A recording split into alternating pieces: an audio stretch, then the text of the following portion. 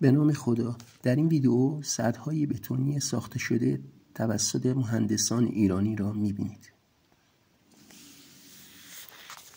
اولین تصویر مربوط به سد کارده در استان خراسان رضوی است که در سال 1366 ساخته شده. تصویر بعدی سد القدیر استان مرکزی است که در سال 1372 ساخته شده. این تصویر مربوط به سد شهید رجایی استان مازندران که در سال 1375 ساخته شده. تصویر بعدی سد سلمان فارسی استان فارس که در سال 1374 ساخته شده. این تصویر مربوط به سد جیرفت استان کرمانه که در سال 1370 ساخته شده.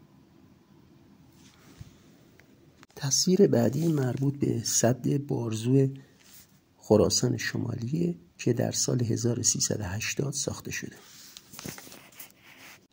این تصویر مربوط به سد کارون 3 استان چهارمحال بختیاری است که در سال 1383 ساخته شده.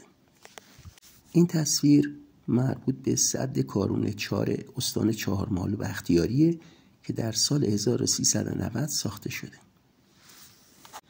این تصویر مربوط به سد شهریار استان آذربایجان شرقی که در سال 1389 ساخته شده.